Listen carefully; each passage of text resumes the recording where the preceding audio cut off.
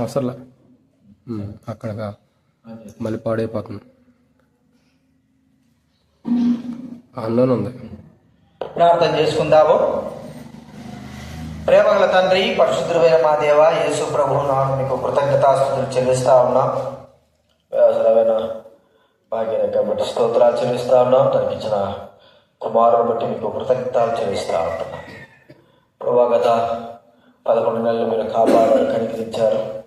ప్రభా, బిడ్డ విషయంలో ప్రభా మీరు చేసే మేలు ఉపకారం బట్టి స్తోత్రాలు.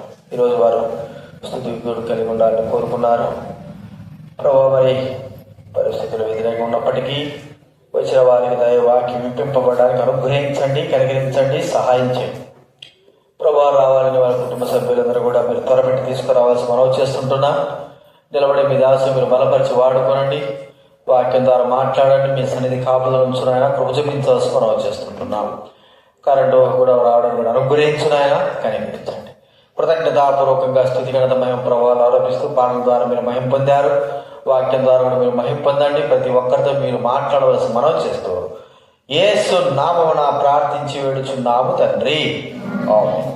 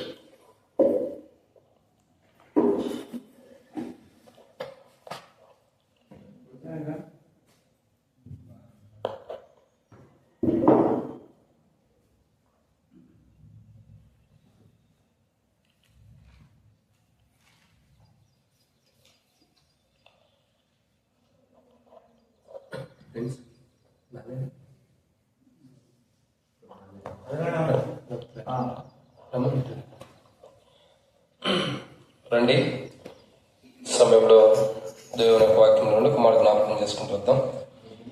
కీర్తన గ్రంథము 138వ అధ్యాయం. కీర్తన గ్రంథము 138వ అధ్యాయము మొదటి 2 వచనాలు అందరూ కలిసి చదువుకుందాం. కీర్తన గ్రంథం 138వ అధ్యాయము మొదటి 2 వచనాలు. దావీదు కీర్తన 138వ అధ్యాయము మొదటి 2 వచనాలు. నేను నా పూర్ణ హృదయంతో నీకు కృతజ్ఞతాస్తుతులు చెల్లించుచున్నాను. దేవతల ఎదుట నిన్ను కీర్తించేదను. నీ పరిశుద్ధ చూసినట్లయితే అక్కడ ఏమో లేబడుతూ వచ్చింది, నీ పరిశుద్ధాలయం తోటి నేను నమస్కారము చేస్తున్నాను. నీ నామంతటి కంటే నీవు ఇచ్చిన వాక్యం నీవు గొప్ప చేస్తున్నావు. నీ కృపాసత్యం బట్టి నీ నామమునకు కృతజ్ఞతాస్తుతులు నేను చెల్లించు. కాబట్టి ప్రియులారా, ఇక్కడ రాయబడిన ఒక మాట ఏంటంటే, దేవునికి వాక్యంలో మనకు చెప్పబడే మాట, నేను నీకు కృతజ్ఞతాస్తుతులు చెల్లించుచున్నాను. కాబట్టి దావీదు రాజు ప్రభు ఎడల ఉన్న గొప్ప మనస్సు, దేవునికి కృతజ్ఞత చెల్లించడం అన్నది చాలా ప్రాముఖ్యత. చాలాసార్లు మన జీవితంలో మనం కృతజ్ఞత చెల్లించడం అన్నది తక్కువ విధానంలో ఉంటుంది. కీర్తన గ్రంథం 138వ అధ్యాయం దావీదు రాజు అంటాడు, నేను నా పూర్ణ హృదయంతో నీకు కృతజ్ఞతాస్తుతులు చెల్లించుచున్నాను. అది ప్రాముఖ్యమైన మాట. ఇక్కడ ప్రతి వ్యక్తి కూడా దేవునికి కృతజ్ఞత చెల్లిస్తున్నామంటే అది ఎలా ఉండాలంటే పూర్ణ హృదయంతో ఉండాలి. అంటే చాలా మంది ఇప్పుడు మనం చూసినట్లయితే ఒక విధానం చూసినట్లయితే ఆరాధన చేసేటప్పుడు లేదా ప్రార్థన చేసేటప్పుడు కూడా ఆరాధన కూడా పూర్తిగా మనం చేయలేం, హార్ట్ఫుల్ గా ఆరాధన చేయలేం. తర్వాత హృదయమారా కూడా యథార్థంగా కూడా ప్రార్థన చేయలేరు కొందరు. ఎందుకంటే వారి జీవితాలు మనకు తెలియపరిచేది ఏంటంటే పూర్ణ హృదయంతో ఉండరు. అంటే అందరూ కాదు, కొందరు. ఎందుకంటే దేవునికి కృతజ్ఞత చెల్లించే విషయం ఎలా ఉండాలంటే పూర్ణ హృదయంతో ఉండాలి. ఏదైనా దేవుడు మన ఏళ్ళ చేసిన అద్భుతానికి కానీ, దేవుడు మనకి ఇచ్చిన బహుమానాలను బట్టి కానీ, దేవుడు మనకు చేసిన సహాయం నిమిత్తమే కానీ దేవుని ఎడల మనం ఎలా ఉండాలంటే పూర్ణ హృదయంతో ఉండాలి. దేవుడు ఒక బహుమానం మనకి ఇచ్చేటప్పుడు సగం ఆయన దగ్గర పెట్టుకుని సగం మనకి ఇవ్వడు. ఇస్తాడా? ఇవ్వడు. కొంత ఆయన దగ్గర ఉంచుకొని కొంత మనకి ఇచ్చేవాడు కాడే. ఆయన దగ్గరికి వెళ్ళిన వారికి సంపూర్ణంగా ధారాళంగా ఇస్తున్నాడు. ఎంత కావాలి ఏది కావాలి అడుగుడి మీకు ఇవ్వబడినాడు అన్నాడు. మనకు మేలుకరమైంది అయితే మనం అడిగింది దేవుని మనం అడిగింది మనకు క్షేమం ఉండే లెక్క అయితే దేవుడు మనకి ఇస్తాడు. మనం ఒకటి అడుగుతున్నప్పుడు మనం అడిగింది మనకి క్షేమమైనప్పుడు దేవుడు మనకి ఇస్తాడు. మనం అడిగింది మనకి క్షేమం కానప్పుడు దేవుడు దాన్ని ఆపుతాడు. కానీ మనం ఏమనుకుంటామంటే దేవుడు ఎందుకు ఇలా చేస్తున్నాడు, దేవుడు ఎందుకు అలా చేస్తున్నాడు అని మనం అనుకుంటాం. కానీ ఒక్క విషయం అర్థం కావాల్సిన విషయం ఏంటంటే దేవుడు ఎంత గొప్పవాడంటే మనం అడిగిన దాంట్లో కూడా మనకు నష్టం వచ్చిందేమో అని ఆలోచించి ఆ నష్టం రానిదే మనకు మేలైనదని మనకి ఇస్తున్నాడు. అయితే ఇక్కడ ఒక విషయం ఏంటంటే పూర్ణ హృదయంతో కృతజ్ఞతాస్తుతులు చెల్లించాలి. దేవుడు ఎంత సంతోషంగా మనకు క్షేమమైన దాన్ని మనకు బహుమానం ఇస్తున్నాడో అంత సంతోషంగా అంత సమృద్ధిగా మనం ఏం చేయాలి? దేవునికి కృతజ్ఞతాస్తుతులు చెల్లించాలి. ఇది చాలా ప్రాముఖ్యం. ఎలా చెల్లించాలంటే పూర్ణ హృదయముతో. ఇక్కడ బైబిల్లో కీర్తనాకారుడు చెబుతాడు, నా పూర్ణ హృదయంతో నేను యెహోవాకు కృతజ్ఞతాస్తుతులు చెల్లించుచున్నానని చెబుతున్నాడు. అసలు పూర్ణ హృదయంతో యెహోవా కృతజ్ఞతాస్తుతులు ఎందుకు దావీదురాజు చెల్లిస్తున్నట్టే బైబిల్లో కొన్ని విషయాలు ఉన్నాయి. వాటిని మనం ధ్యానించమనకు ప్రభుని ముఖ్యంగా ఇచ్చిన ప్రార్థన. మమ్మల్ని మిక్కిలికి ఎక్కువగా ప్రేమించిన ప్రియ పరలోకపు తండ్రి, పరిశుద్ధుడు అయిన దేవా, మీకు స్తోత్రములు. మీరు ఇచ్చినట్టు సమయానికై మీకు వందనములు తండ్రి. ఈ సమయంలో వాక్యం ధ్యానించబోతున్న సహాయం చేయండి. నిలబడేవాడిని నేనైనా నిలబెట్టేది మీరు, మాట్లాడేవాడిని నేనైనా మాట్లాడించేది మీరు, నాలో ఆత్మ ఉన్నప్పుడుగా ఆత్మని అభిషేకించేది మీరు. ప్రజలు మీ వారి వాక్యం మీది. నేనైతే నిష్ప్రయాసమైన వాడిని. దాసుడు యజమానుడి వైపు చూస్తున్నట్లు, దాసుడు యజమానుడి వైపు చూస్తున్నట్లు నా కరుణ మీ వైపు వీక్షిస్తాగా నా తండ్రి మీరే సహాయం గురించి మహిమ పొందండి. నీ ప్రజల పక్షాన నీకున్న దయచొప్పున దయతో నన్ను జ్ఞాపకం చేసుకుని నాతో మాట్లాడి సహోదరుడు రవీంద్రన్న, అదే రీతిలో భాగ్యరేఖను బట్టి స్తోత్రములు, వారికి ఇచ్చిన గర్భఫలాన్ని బట్టి స్తోత్రములు. ఆ బిడ్డ నిమిత్తమే కృతజ్ఞత అప్పుడు కలుగుంటుండగా దీవెనకరంగా ఆశీర్వాదకరంగా చేయమని, ముందున్న దినాలు మాకు క్షేమకరంగా చేయమని, భవిష్యత్ దినాల కొరకై మీరే సమకూర్చమని, ప్రతి అక్కడ తీర్చమని, ఈ వర్తమానం ఎంత దీవించండి. కింద కూర్చున్న వారిని నేను గొప్పవాడిని కాను, యోగ్యుని కాను. ఆయనను తండ్రి మీరు ఇచ్చిన కృపను బట్టి నిలబడబోతుండగా మీరే మీ పరిశుద్ధాత్మ అభిషేకం నడిపి మాకు అనుగ్రహించి మాతో మాట్లాడి మీ చిత్తం మీ ఉద్దేశాలు మా పట్ల ఏవైతే నెరవేర్చుకుని మీరు మహిమ పొందమని మాతో మాట్లాడి మా అక్కడ తీర్చమని ప్రభువైన యేసుక్రీస్తు నామం పేరిట శ్వాసంతో స్తుతించి ప్రార్థించి అడిగి పెట్టుకుంటున్నాం తండ్రి. ఆమేన్.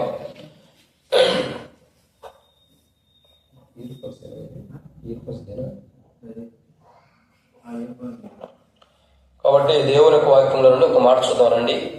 కీర్తనల గ్రంథము 138వ అధ్యాయం. కీర్తనల గ్రంథము 138వ అధ్యాయం. దేవుని యొక్క వాక్యాన్ని చూసినట్టు ఒక విషయం రాయబడుతూ వచ్చింది. కీర్తన గ్రంథము 138వ అధ్యాయంలో ఒక మాట జ్ఞాపకం చేసుకుంటూ వస్తున్నాం. ఎందుకంటే దేవుని యొక్క వాక్యం మనకెంతో విలువైనది. కాబట్టి పూర్ణ హృదయంతో కృతజ్ఞతాస్తుతులు ఏ విషయంలో మనం చెల్లించాలంటే బైబిల్లో కొన్ని విషయాలు ఉన్నాయి. వాటిని మనం ధ్యానిద్దామండి. మొదటి మాట చూసినట్లయితే కీర్తన గ్రంథము 138వ అధ్యాయము 3వ వచనం. మోషే కీర్తన గ్రంథము 138వ అధ్యాయం. ఇక్కడ దీంట్లో కొన్ని విషయాలు మనకి జాగ్రత్తగా లిఖించబడుతూ వస్తున్నవి. వాటిని మనం జ్ఞాపకం చేసుకుంటూ వద్దాం. కీర్తన గ్రంథం 138వ అధ్యాయం మనం చూసినట్లయితే 3వ వచనం ఏమని రాయబడుతూ వచ్చింది? నేను మొరపెట్టిన దినమున నీవు నాకు ఉత్తరం ఇచ్చేది. కాబట్టి తీసేసి కింద ఉండదు.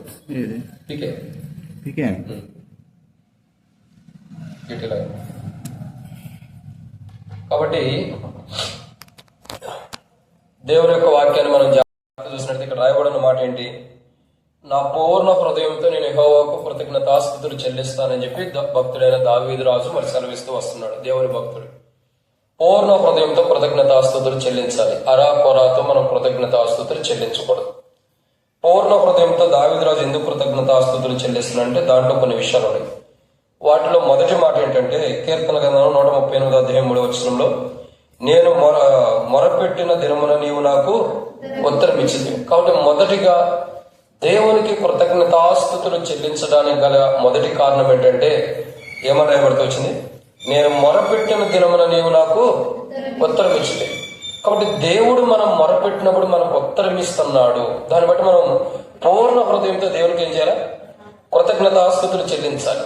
ఈరోజు చాలా మంది ప్రార్థన చేస్తాము, దేవుని సన్నిధిలోకి వచ్చి మొరపెడతాము, ప్రార్థన చేస్తామే గాని ఆ చేసిన ప్రార్థనా దినం ఏదైతుందో ఆ దినమున ప్రభు మనకు ఉత్తరం ఇచ్చినందుకు మనం దేవునికి కృతజ్ఞత ఎలా చెల్లించలేకపోతున్నాం అంటే పూర్ణ హృదయంతో చెల్లించలేకపోతున్నాం.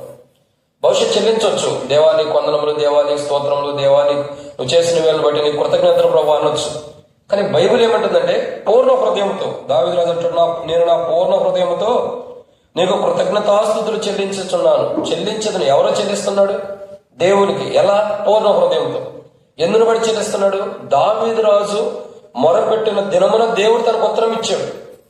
దావీదు రాజు ఏ సమయంలో అయితే మొరపెడుతున్నాడో, ఏ సందర్భంలో అయితే దావీదు రాజు మొరపెడుతున్నాడో, దేని కొరకు మొరపెడుతున్నాడో, దేని విషయమై మొరపెడుతున్నాడో దేవుని ఎదుట, ఆ మొరపెట్టిన ప్రతి సందర్భం విషయమై దేవుని దగ్గర ఏమొస్తుంది? దానికి ఉత్తరం అంటే అర్థం ఏంటి? ఉత్తరం అంటే అర్థం ఏంటంటే సమాధానం. దేవుని దగ్గర నుంచి, దేవుని యొక్క చిత్తం నుండి, దేవుని యొక్క ఉద్దేశం నుండి దావీదు రాజు దేవుని సన్నిధిలో మొరపెట్టినప్పుడు దేవుడు దావీదు రాజుకి ఏం చేస్తున్నాడు? సమాధానం ఇస్తున్నాడు. సమస్తమును ఆయన మూలముగా ఎట్లయితే కలుగుతున్నాయో దావీదు రాజు మొరపెట్టినప్పుడు దేవుని చిత్తములో అలా దేవుడు సమస్తాన్ని జరిగిస్తూ వచ్చాడు. కాబట్టి ప్రియులారా, ఈరోజు మనం గమనించాల్సిన మాట ఏంటంటే, మొట్టమొదటి మాట మనం ఇక్కడ చూస్తున్నాం కీర్తన గ్రంథంలో 138:3 నేను నీకు ప్రార్థన చేసినప్పుడు, ప్రార్థన చేసిన రోజున నేను నాకు జవాబు ఇచ్చింది. ఏ రోజు ప్రార్థన చేసాడు ఆ రోజు జవాబు ఇచ్చాడు దేవుడు. ఈరోజు మన జీవితాల్లో దేవుడు దేవుని సన్నిధిలో మనం ఏదైతే ప్రార్థన చేస్తూ వచ్చామో, ఏ రోజు దేవునికి మొరపెడుతూ వచ్చామో, ఏ రోజు దేవుని సన్నిధిలో ప్రార్థన చేసామో, ఆ రోజు ఈ రోజు నేటికి దేవుడు మనకిస్తున్న సమాధానాన్ని బట్టి, మనం చేసిన ప్రతి ప్రార్థనని దేవుడు ఆలకిస్తున్న దాన్ని బట్టి దేవునికి ఏం చేయాలి? పూర్ణ హృదయంతో కృతజ్ఞతాస్తుతులు చెల్లించాలి. బహుశా మనం గర్భఫలం విషయంలో మనం ప్రార్థన చేయొచ్చు, వివాహ విషయంలో ప్రార్థన చేసి ఉండొచ్చు, అవునా కదా? వివాహం అయిన తర్వాత కృతజ్ఞత కూడా పెట్టామా? పెట్టలేదు. పెళ్ళైన తర్వాత పెట్టామా? దేవునికి వందనాలు, దేవునికి వందనాలు. ప్రతి విషయంలో కూడా ఒకటే కాదు, వివాహ సంబంధమైన విషయంలో కానీ, వివాహం కాకమునుగో ప్రార్థన కానీ, చేసిన తర్వాత వివాహం కొరకు చేసిన ప్రార్థన నిమిత్తమే కానీ, తర్వాత దేవుడిచ్చిన గర్భఫలం నిమిత్తమైన, ఆ గర్భఫలం చక్కగా మంచికి లోకానికి రావాలని కానీ, సుఖమైన కానుపు రావాలని కానీ, బయటకు వచ్చిన బిడ్డ సంతోషంగా అన్ని ఆరోగ్యాలు బాగుండి చక్కగా ఉండాలని ఎన్ని కోణాల్లో మనం ప్రార్థన చేసి ఉంటాము. ఆ ప్రతి ప్రార్థన దేవుడు విన్నందుకు ఈరోజు మనం ఏం చేయాలి? ఆయనకి కృతజ్ఞత చెల్లించాలి. ప్రభా, ప్రతి సందర్భంలో నేను చేసిన ప్రార్థన ఏ రోజు నువ్వు విడిచిపెట్టలా. ప్రతి సందర్భంలో, ప్రతి విషయంలో నా ప్రార్థనను ఆలకించి నేను మొరపెట్టగా నా మొరను విని ప్రతి ప్రార్థనకు నువ్వు సమాధానం ఇస్తున్నావు. ఆ దినము నుండి నీకు కృతజ్ఞతలు ప్రభువా. ప్రతి విషయంలో ఎలా కృతజ్ఞత చెల్లించాలంటే హృదయం మారా. అరాల కొరకు చెల్లించకూడదు. ఏదో కృతజ్ఞత చెల్లించమన్నారులే అని చెప్పి దేవా నీకు వందనాలు, దేవా నువ్వు చేసే నీకు స్తోత్రాలు అన్నట్టు కాదు. హృదయం మారా, హార్ట్ఫుల్ గా, యథార్థంగా, నిజంగా, ఇష్టపూర్వకంగా దేవుని ఏం చేయాలి? కృతజ్ఞత చెల్లించాలి. ఇప్పుడు బాబు ఉన్నాడు, ఆ బాబు విషయమే మనం కృతజ్ఞత కొడిగి పెట్టుకున్నాం. బాబు పేరేంటి పెట్టారా? తేజ. ఓకే, అయితే ప్రకాశించేవాడని అర్థం. మంచిదైతే సరే. మనకి 4:2 ప్రకారం నీతి సూర్యుడు మనకు ప్రకాశిస్తాడు, ఆ నీతి సూర్యుడి కింద ఉండేది కాక. సరే, ఇక్కడ ఒక మాట మనం చూస్తూ వస్తున్నాం. ఏమనంటే, ఇక్కడ మనం చేసే ప్రతి ప్రార్థన దేవుడు ఆలకించినందుకు మనం కృతజ్ఞత చెల్లించాలి. ప్రతి విషయంలో, ఏ సందర్భాల్లో మనం ప్రార్థన చేసినప్పుడు దేవుడు మనకు సమాధానం ఇస్తున్నాడు, ఆ సందర్భంలో అన్నిటి విషయమే మనం ఏం చేయాలి? ఈరోజు కృతజ్ఞత చెల్లించాలి. ప్రతి సందర్భంలో కూడా దేవునికి కృతజ్ఞత చెల్లించడం అన్నది మన ప్రార్థన దేవుడు విని మనకు జవాబు ఇచ్చినందుకు ప్రతి విషయంలో మనం దేవునికి ఏం చేయాలి? కృతజ్ఞత చెల్లించాలి. అక్క మీరు వెళ్ళి మీ బంధువులు ఆహ్వానించాలి. కాబట్టి ఏం చేయాలి? ప్రతి విషయంలో కృతజ్ఞత చెల్లించాలి. ఇది మొదటి మాట. మొదటి మాట ఏంటి? పూర్ణ హృదయంతో, అరాకొరా కాకుండా. నేను ఒక మాట అడుగుతాను, తప్పక అర్థం చేసుకోరుగా. అయ్యా, బాబు తండ్రి అడుండయ్యా, ఒక మాట నేను అడుగుతా. బాబుని దేవుడు ఒక చేయి ఒక కాలుతో ఇవ్వాల, ఇచ్చాడా? లేదు. అంటే సగం ముక్కిచ్చి సగం ముక్కు ఆపాడా? లేదు. ఒక పెదవి ఇచ్చాడా? 2 పెదవులు ఇచ్చాడా? చెప్పండి. 2 పెదాలు ఇచ్చాడు, 2 కాళ్ళు 2 చేతులు ఇచ్చాడు, చక్కగా 2 కళ్ళు ఇచ్చాడు, ఇంకా ఒక ముక్కు ఇచ్చాడు, దానికి 2 హోల్స్ ఇచ్చాడు, అన్ని బాగా ఇచ్చాడు. అంటే దేవుడు ఏమైనా తక్కువ చేశాడా? మరి మనం ఎలా దేవుడు ఇచ్చేది పూర్ణం అంటే పరిపూర్ణంగా చేసి ఎంతకాలం అంత సంతోషంగా ఇస్తున్నప్పుడు కృతజ్ఞత చెల్లించేది కూడా ఎలా ఉండాలంటే సంపూర్ణంగా చెల్లించాలి, పూర్ణ హృదయంతో. అంటే సగం సగంగా దేవుని కృతజ్ఞత చెల్లించకూడదు. సగం చెయ్యి సగం కాలు ఇచ్చినట్టుగా లేదు కదా. 2 కాళ్ళు 2 చేతులు చక్కగా ఇచ్చాడు దేవుడు. కృతజ్ఞత కూడా ఎలా చెల్లించాలా? అట్లా సంపూర్ణంగా కృతజ్ఞత చెల్లించాలి. ఏదో చెల్లించాలే, దేవుడు ఇచ్చేళ్లే, దేవుడు చేసేళ్ళు అన్నట్టు అరాకొర మీద కృతజ్ఞత ఎప్పుడూ చెల్లించకూడదు. అది దేవుడు ఇష్టపడేది కాదు.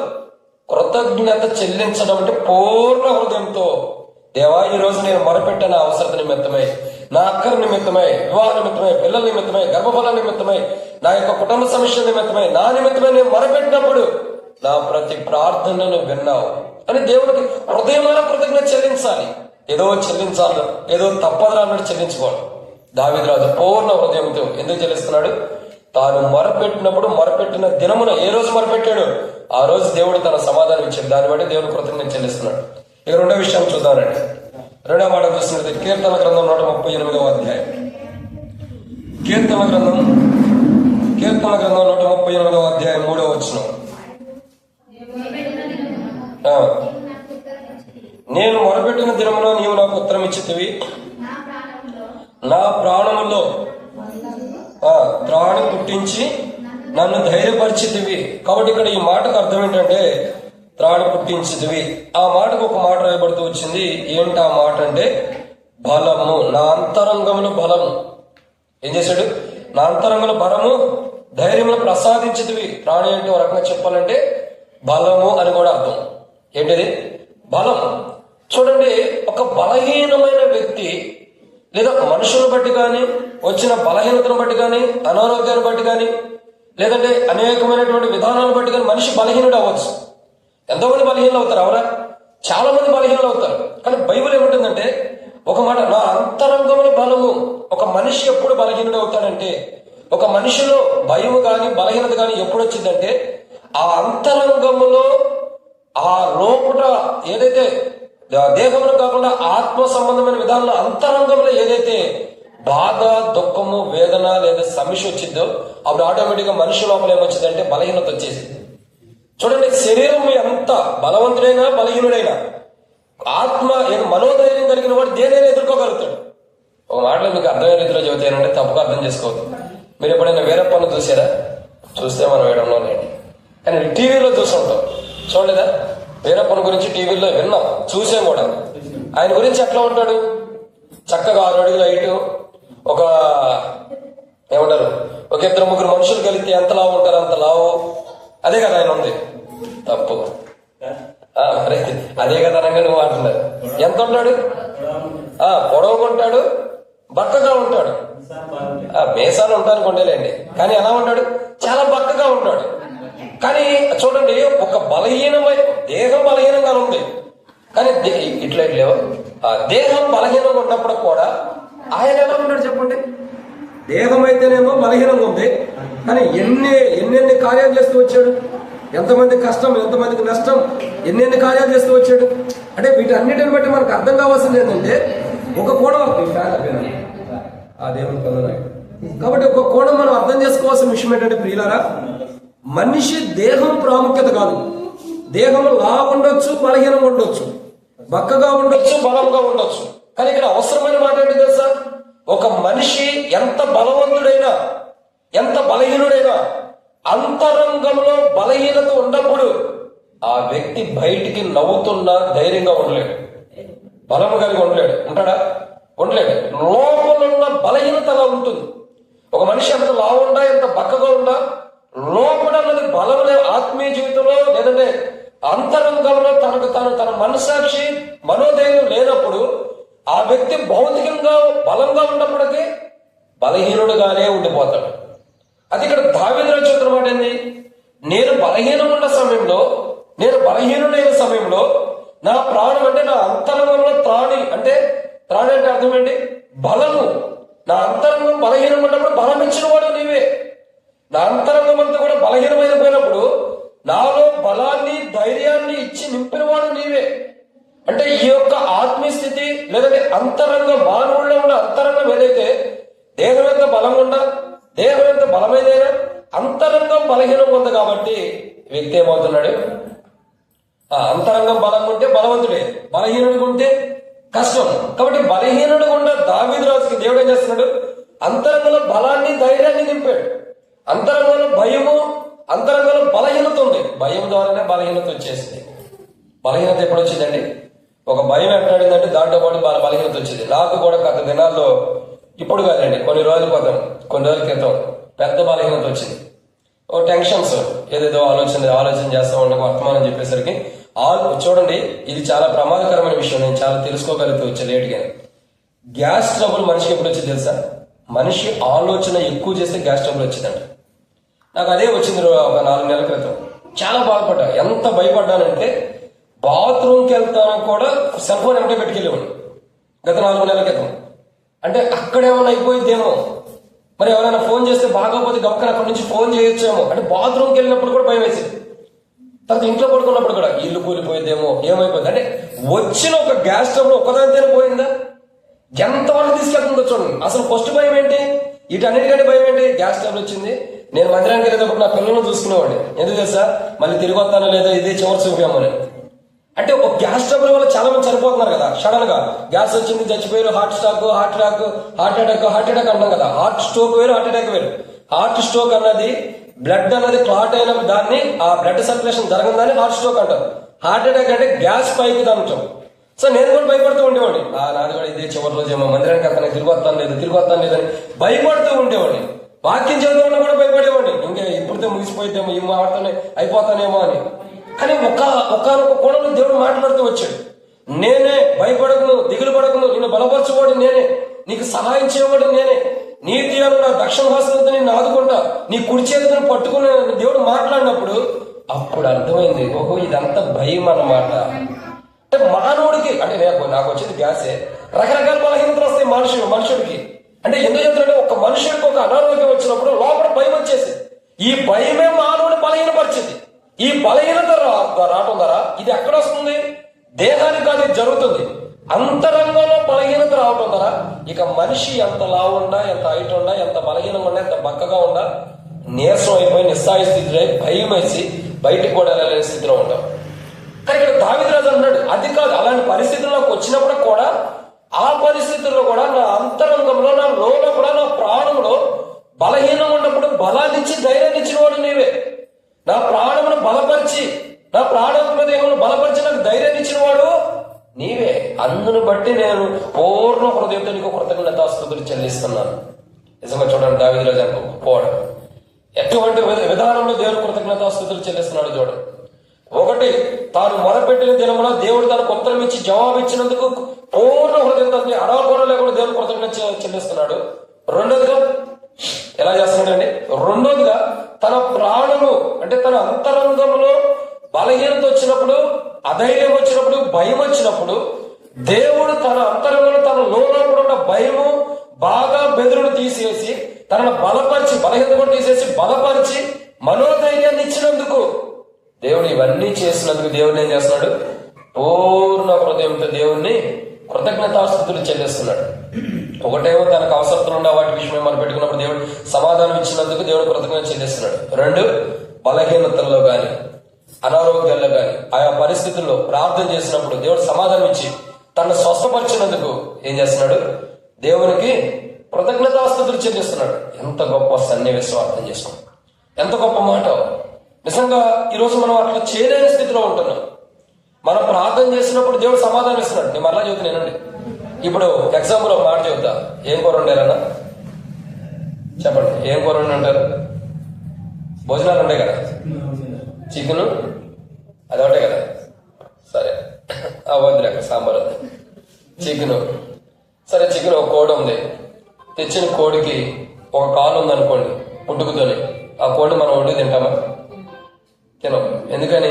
ఎంత తిన్నాకని డౌట్ ఉండేది. ఇదేంద్రా ఒక కాలు తిన్నాం అనుకుంటాం. పోనీ అదేదైనా రోగం వచ్చి రెక్కలన్నీ, ఎంటికలన్నీ ఊడిపోయిన అనుకోండి, దాని వెంట్రుకలన్నీ, ఇదేంట్రా ఈ బోడి కోడిని కోసారు అని లోపల ఉండిద్ది. అంటే పరిపూర్ణత ఉండదు, సంతోషం. తిన్నా అది లోపల ఏ కోణం ఉన్నా కానీ ఏదో అయిపోతుంది, ఆ కోడి ఉందన్న ఏదైపోతుంది అనుకుంటాం. అంటే లోపల ఎలా ఉంటుందంటే ఒక డౌట్ అన్నది క్రియేట్ అయిపోయింది. దాని ద్వారా మానవుడికి సంతోషం ఉండదు. ఎందుకంటే నేను ఎందుకు చెబుతున్నట్టే, ఒక లోపం ఉండ తింటేనే మనకి ఎలా ఉంటున్నప్పుడు, దేవుడు మనకి ఇచ్చిన వాటిని బట్టి మనం చేసిన ప్రార్థనకి దేవుడు సమాధానం ఇచ్చినప్పుడు కానీ, లేదా మన అంతరంగంలో మన హృదయంలో మన లోపల బాగానప్పుడు దాన్ని బలపరిచి మనోధైర్యాన్ని ఇచ్చినప్పుడు మనము కూడా దేవుని ఆరాధించే విషయం అరాకొలాగా చెప్తే దేవుని సంతోషం ఉంటుందా? ఉండదు. కృతజ్ఞతాస్తుతులు ఎలా ఉండాలి? పూర్ణ హృదయంతో, ప్రభా నా ప్రార్థన ఆలకించే సమాధానం ఇచ్చి నీకు వందనాలు. ప్రభా నాకు బలహీనం ఉన్నప్పుడు, నా లోపల బాధ దుఃఖం వేదన ఉన్నప్పుడు దాన్ని తొలగించేసి లోపల నుండి అంతరంగం నుండి మనోధైర్యం మనోవేదన తొలగించి మనోధైర్యాన్ని ఇచ్చావు, బలం ఇచ్చావు, నీకు వందనాలు ప్రభుని స్తుతించాలి. అంటే మనం ఏది అనుభవించామో దాన్ని క్రియాపరంగా అనుభవించాం కాబట్టి దాని నిమిత్తమే దేవుడికి, దాని నుండి దేవుడు కాపాడినందుకు దేవుడు కృతజ్ఞత చెల్లించాలి. ఇది రెండవ కోణం. ఒకటి మళ్ళా చెబుతున్నాండి, మన ప్రార్థన దేని విషయమే ప్రార్థన చేసాం? వివాహమా, పిల్లల విషయమే, గర్భంతో ఉన్నప్పుడు డెలివరీ కొరక, దేని కొరకు మనం ప్రార్థన చేసాము? దేవుడు తల్లి పెట్టిన కానీ ఇరువురిని క్షేమంగా ఉంచినందుకు దేవుని కృతజ్ఞత చెల్లించాలి. అది మనం చేసిన ప్రార్థన.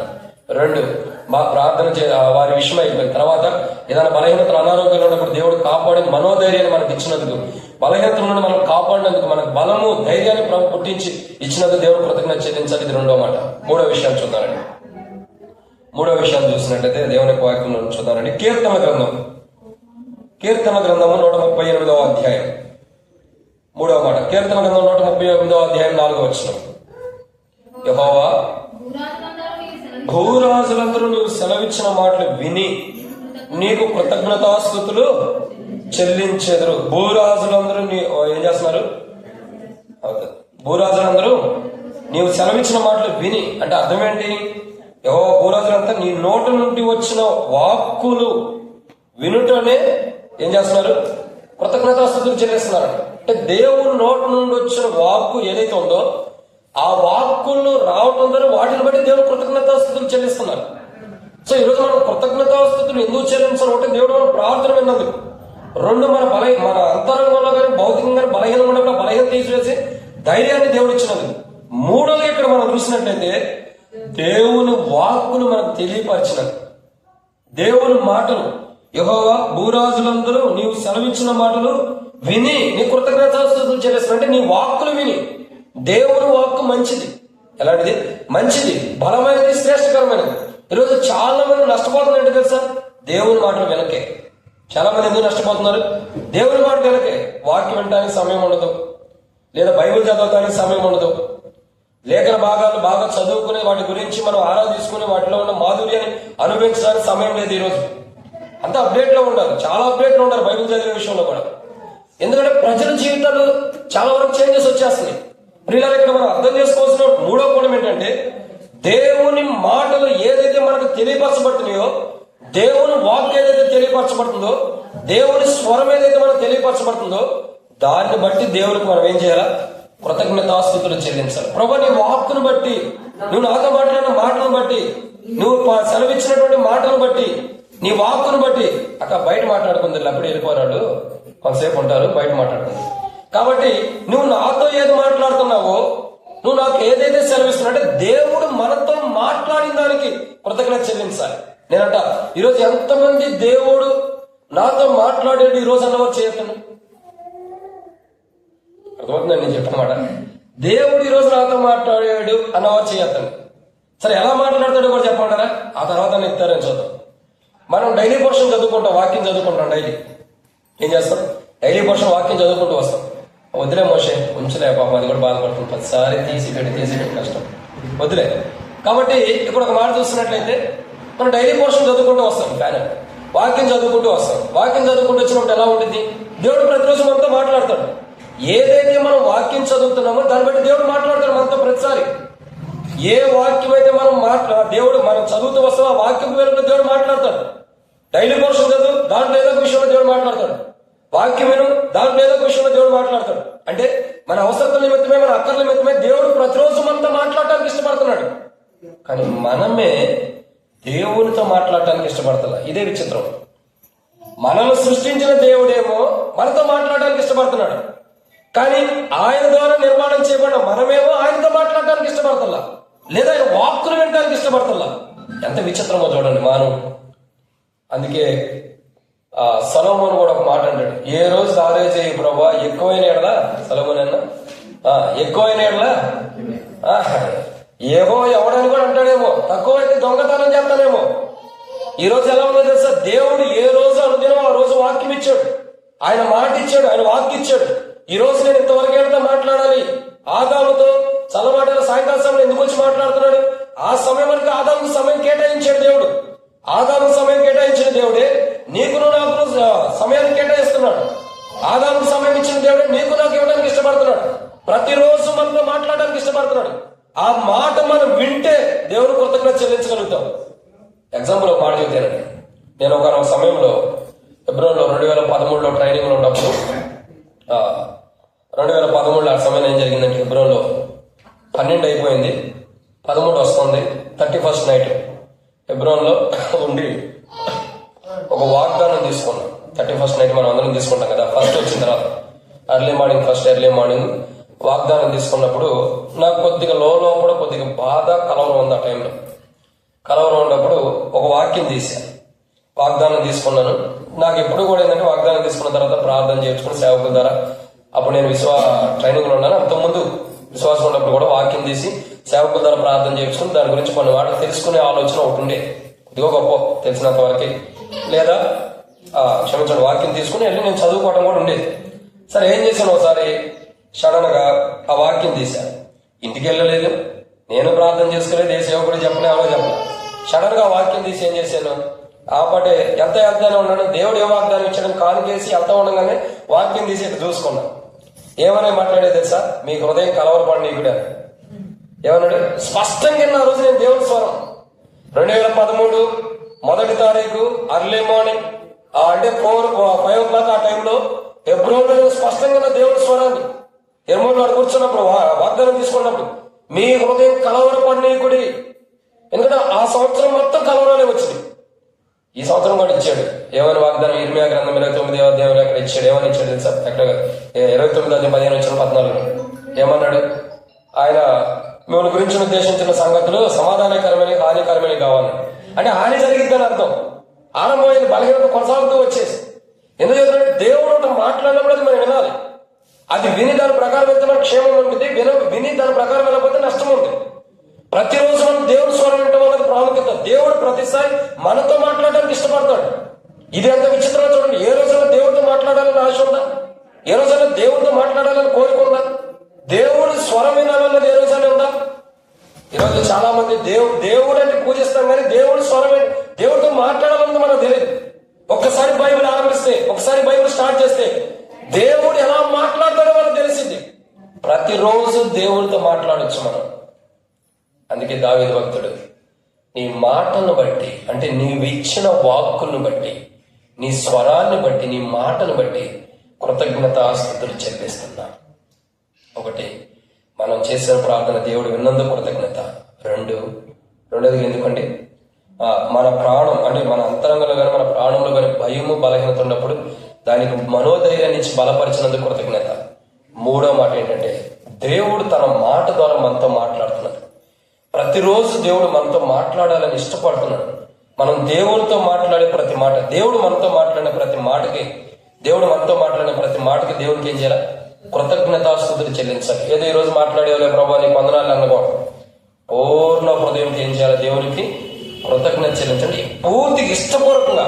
ఇప్పుడు ఇప్పుడు బాబు పుట్టాడు, అలా పెళ్లి చేసింది మేమే, పెళ్లి చేసిన నాకు 3 ఆడపిల్లలు, కానీ వాళ్ళకైతేనే బాబు పుట్టాడు. ఇక దేవునికి వందనాలు. సో ఆ బాబు పుట్టాడు కదా, ఆ పుట్టిన బాబుని బట్టి మనం ఏం చేస్తాం? ఆ పుట్టిన బాబుకి భోజనం వండుతాం. వండినప్పుడు ఎంత పెడతాం? ఒక ముద్ద తీసుకుంటాం. సగం ముద్ద పెట్టి చాలేరని కడుపు నిండింది అంటామా? మొత్తం పెడతామా? కడుపు నిండా పెడతామా? ఒక ముద్ద తీసుకుని సగం ముద్ద మనం దాచేసుకుని మళ్ళీ సాయంత్రం పెడతానని సగం వరకే పెడతామా?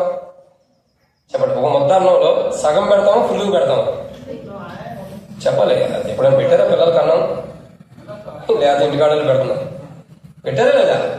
పెడితే ఎట్లా పెట్టారో చెప్పండి. ఒక ముద్ద అన్నం తీసుకుంటాం, ఏ చందమామని చూపించో ఇంకో దాన్ని చూపించో, లేదా వెళ్ళి ఇప్పుడైతే సెల్ ఫోన్లు ఇచ్చేస్తున్నారండి, ఏదో ఒకటి చూపించి ఏం చేస్తాం? తిను అని చెప్పి మన చేతిలో ఉన్న ముద్ద మొత్తం పెట్టేస్తాం. సగం పెట్టాం కదా, సగం పెడితే అతను కడుపు నిండిద్దా? మరి కాసేపుకి ఏడుతాడు. చూడండి, తల్లి పాలిచ్చినప్పుడు కూడా కొంత పాలిచ్చే నేను ఇప్పుడు ఎవరైనా మరి సగం కాసేపు ఆగిస్తానంటే సరిపోయిద్దా? వాడు సగం దాకా ఏడుతూ ఉంటాడు.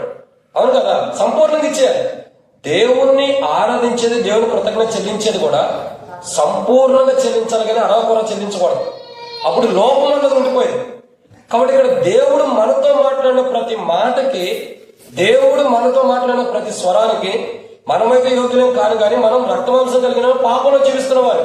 కానీ మనతో కూడా దేవుడు మాట్లాడుతున్నందుకు దేవుని కృతజ్ఞత చెల్లించాలి. ప్రభా నీకు వందనములు, ప్రభా నీకు స్తోత్రములు, ప్రభా నువ్వు చేసిన మేలును బట్టి వందనములు, నువ్వు మాట్లాడుతున్న మాటను బట్టి నీకు కృతజ్ఞత ప్రభా అని పూర్తిగా పూర్ణ హృదయం అంటే కొరత లేనిదిగా సమృద్ధిగా దేవునికి ఏం చేయాలా?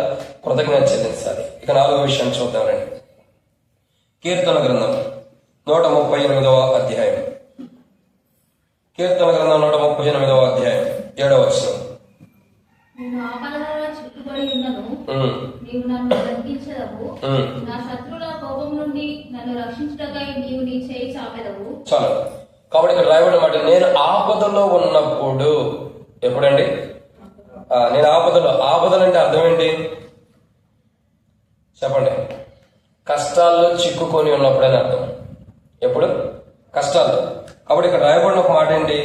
నేను ఆపదలో ఉన్నప్పుడు అన్నాడు. అంటే నేను కష్టాల్లో చిక్కబడి ఉన్నప్పుడు నీవు నన్ను బ్రతికించదు. కాబట్టి దీన్ని బట్టి దేవుని కృతజ్ఞత చెల్లించాలండి. ఎందుకు? కష్టాల్లో ఉన్నప్పుడు, కష్టాల్లో చిక్కుకుపోయినప్పుడు దేవుడు మనం బ్రతికించినప్పుడు. చాలా మంది కష్టాలు తట్టుకోలేక ప్రాణాలు కోల్పోయే వాళ్ళు ఉండాలి, లేరా? చాలా మంది ప్రాణం పోగొట్టుకునే వాళ్ళు ఉండాలి కష్టాలు తట్టుకోలేక. చూడండి, మనిషి దేన్నైనా ఎదుర్కోవడానికి దేవుడు మానవుడికి ఒక బలంగా ఉన్నాడు. దేవుడు మానవుడికి ధైర్యాన్ని, బలాన్ని కూడా ఇస్తున్నాడు. దేవునికి మించిన బలం ఎక్కడైనా ఉందా? ఎర్ర సముద్రం చూడండి, పెద్ద సముద్రాన్ని కూడా 2 పాయలుగా చేశాడు. ఆ బలం కంటే మన బలం గొప్పదా? ఈ లోకంలో ఉన్న బలం గొప్పదా? కాదు. కానీ దేవుడు ఎంత బలమైన కూడా చూడండి, బలవంతుడైన దేవుడు అని కూడా బైబిల్లో రాయబడుతూ వచ్చింది. కానీ మానవుడు కష్టాల్లో చిక్కుకుపోయినప్పుడు, మానవుడు యొక్క జీవితం ఆపదలు అంటే కష్టాల్లో చిక్కుకుపోయిన మానవుడు కూడా ఏం చేస్తున్నాడైనా? బ్రతికిస్తున్నాడు. అంటే కష్టాల్లో చిక్కుపోయినప్పుడు ప్రాణాలు కోల్పోవచ్చు, కష్టాల్లో ఉన్నప్పుడు ప్రాణహాని కూడా తెచ్చుకోవచ్చు. చూడండి, చాలా మంది కష్టాలు తట్టుకోలేక ఉరిపెట్టి చచ్చిపోతున్నారు. చాలా మంది కష్టాలు తట్టుకోలేక ఆత్మహత్య చేసుకున్నారు. ఏ ట్రైన్కో లేకపోతే బస్కో గుద్దుకునో ఇంకోటి చేసుకుని. ఎందుకని? కష్టాలను ఎదుర్కోలేక. కష్టాల్లో ఉన్న వ్యక్తి తను కష్టాల్లో ఉన్నప్పుడు దేవుని ప్రార్థించినప్పుడు దేవుడు తను బ్రతికిస్తున్నాడు. అంటే అటువంటి కష్టాల చిక్కుల నుండి బయట తీసుకొస్తున్నాడు. ఏ చిక్కులైతే తనకు వచ్చినాయో, ఏ కష్టాలైతే తను వెంటాడుతున్నాయో, ఏ ఆపదలంటే కష్టాలు, ఏ కష్టాలైతే తను చిక్కుకొని ఉన్నాయో వాటిలో నుండి దేవుడు తను బ్రతికిస్తున్నాడు. అంటే దేవుడు తను కాపాడుతున్నాడు. దాన్ని బట్టి మానవుడు ఏం చేయాలి? దేవునికి కృతజ్ఞత చెల్లించాలి. ప్రభా ఈ కష్టాల్లో అంటే ఈ చిక్కుల్లో నుండి నన్ను బయట తీసుకొచ్చావు, ఈ ఆపదలు అంటే ఈ కష్టాల నుంచి నన్ను బయట తీసుకొచ్చావు అని దేవునికి మానవుడు ఏం చేయాలా? కృతజ్ఞత చెల్లించాలి పూర్ణ హృదయంతో. ప్రభా నేను ఇలాంటి కష్టంలో ఉన్నప్పుడు, ఇలాంటి ఆపదలు ఉన్నప్పుడు నువ్వు నన్ను కాపాడేవు, నీకు స్తోత్రములు. నువ్వు నన్ను బ్రతికించావు. నిజంగా ఎన్ని ఆపదలు కుటుంబంగా కానీ, భౌతికంగా కానీ, వివాహ సంబంధంలో కలపబడిన తర్వాత కానీ, లేదా గర్భం ధరించినప్పుడు కానీ, డెలివరీ టైంలో కానీ, తర్వాత మోసే బయటకు వెళ్ళి అన్నంలో బయట చక్కగా పార్కులు వెంబడి తిరిగినట్టుగా ఖాళీగా ఉంటారు కొంతమంది యవనస్తులు, లోపల తీసుకుని ప్రాముఖ్యంగా నవ్వింది. కాబట్టి చాలా మంది ఎలా ఉంటారు చెప్పండి? చాలా మంది యొక్క జీవితాలు ఎలా ఉంటాయంటే బలహీనమైన స్థితిలో ఉంటున్నారు. చూడండి, కష్టాలు ఆపదను బట్టి మనం చిక్కుకుపోయినప్పుడు మనం దేవుడు ఏం చేస్తున్నాడు? కష్టాలు ఆపద నుంచి బయట పెడకుండా పక్కన పెట్టేస్తున్నాడు. దీనికి అర్థం ఏంటో చెప్పమంటారా? ఒక వ్యక్తి వ్యవసాయం చేసే వ్యక్తులకు బాగా తెలిసింది.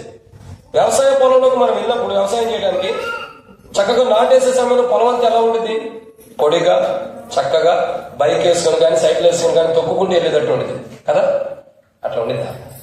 అయితే మీరు ఎప్పుడూ వ్యవసాయం చేయాలి. ఎలా ఉండేది? వ్యవసాయ సమయంలో నాటేసే సమయం నేను అంత వ్యవసాయం చేసేవాడు. నాటేసేటప్పుడు ఎలా ఉండేది? బురదగా ఉండేది. ఆ బురదలోకి వెళ్ళిన తర్వాత ఎవరైనా చిక్కుకుపోయారు అనుకోండి, మన పిల్లలు వస్తారు. మనం ఇప్పుడంటే ఎవరు వెళ్తలేదులేండి, అప్డేట్ అయిపోయారు అందరూ. ఒకప్పుడు మా పొలంలో నాటేస్తున్నారంటే అందరూ వెళ్ళిపోయారు, పిల్ల జల్ల మొత్తం వెళ్ళేవాడు, చేను మొత్తం తిరిగేసేవాడు. వీళ్ళే మా చిన్నప్పుడు కూడా అలా చేసాం. వెళ్ళినప్పుడు ఏమయ్యేది? చిన్నపిల్లలు, పెద్దవాళ్ళు అంటే కొద్దిగా ఉండేది ఆలోచన ఉండేది. చిన్నపిల్లలు పొలంలోకి వెళ్ళినప్పుడు ఏమైందంటే కాలు పెట్టేశారు అనుకో, ఇరుక్కుపోయాయి. అక్కడ దమ్ములు అవన్నీ చేసి ఉంటాయి కాబట్టి కాలు ఇరుక్కుపోయింది. ఈ కాలు తీసినప్పుడు ఇంకో కాలు వేస్తాడు. ఈ 2 కాలు ఇరుక్కుపోయి ఏం చేస్తాడు? నాయనా రా అని అక్కడ నుండి ఎడుగుతూ ఉంటాడు. లేదా దగ్గర ఎవరుంటే వాళ్ళు కేకలేస్తాడు. ఎందుకు కేకలేస్తాడు? ఇరుక్కుపోయాడు కాబట్టి. ఇప్పుడు చిక్కుపోయిన వ్యక్తిని ఏం చేస్తాం మనం? వెళ్ళి ఆ కథలేని స్థితిలో ఉన్నప్పుడు ఆ పిల్లవాడిని మనం పరిగెట్టుకుంటూ వెళ్ళిపోయి ఆ పిల్లవాడిని తీసి, అని నేను చెప్పాను గట్టి మీద కూర్చోమన్నా నువ్వు ఎందుకు కింద దిగేవని చెప్పి ఏదో తిట్టో ఏదో ఒకటి చెప్పి మళ్ళీ ఆయన చక్కగా పెట్టి కూర్చోబెట్టి కడిగి కాళ్ళు చేతులు కడిగి చక్కగా కూర్చోబెడతాం. ఎందుకు కూర్చోబెడతాం? చిక్కుకుపోయాడు కాబట్టి మనం తీసుకెళ్తున్నాం. ఆ చిక్కుపోయిన ఆడ వదిలేస్తే ఏమైంది? ఆడ వదిలేస్తే ఏమవుతుంది చెప్పండి? ఏడుతాడు. ఏడ్చి అలసిపోయి శ్రమదప్ప పడిపోవచ్చు. ఇప్పుడు చిక్కుకుపోయిన వ్యక్తిని తీసి పక్కన పెట్టినప్పుడు ఎలా ఉంటాడు? ఇక గట్టు మీద నుంచి దిగడు కానీ నవ్వుతూనే హ్యాపీగా ఆడాడే తిరుగుతూ ఉంటాడు. ఇక్కడ నేను చెప్పదచ్చింది ఏంటంటే, ఒక మానవుడు ఆపదలు కానీ కష్టాలనే బాధలో చిక్కుకుపోయినప్పుడు వాటిల్లో నుండి దేవుడు తీసి గట్టు మీద పెడుతున్నాడు. ఈ దేవుడు మనం చిక్కుపోయిన స్థితి నుండి బయట పెట్టాడంటే అర్థం ఏంటి? ఈ ఇరుక్కుపోయిన చిన్నపిల్లవాడు మనం తీయకపోతే అరిసి కేకలు పెట్టి ఏడ్చేసి ఏమవుతాడు? సమస్యలపై పడిపోతాడు. ఒకవేళ సమస్యలు పడిపోతే ప్రాణహాని జరగవచ్చు, జరగకపోవచ్చు, చెప్పలేము. ప్రాణహాని జరిగింది ఎవరేం చేయలేము. ఇప్పుడు దేవుడు ఏం చేస్తాడంటే, అదే మానవ ఆ చిన్నపిల్లవాడిని మనం కాపాడినప్పుడు చిన్నపిల్లవాడు ఎలా సంతోషం ఉంటుందో, కష్టాల్లో ఆపదల్లో చిక్కుకుపోయిన మనల్ని, కూరుకుపోయిన మనల్ని ఆయన స్వహస్తాలు ఇచ్చి మనల్ని పైకి లేపి ఒడ్డు మీద పెడుతున్నాడు. అప్పుడు దీన్ని బట్టి మన ప్రాణం కాపాడబడినట్ట, పోతున్నట్ట? కాపాడబడ్డాడు. దీన్ని బట్టి మనం దేవునికి ఏం చేయాలి?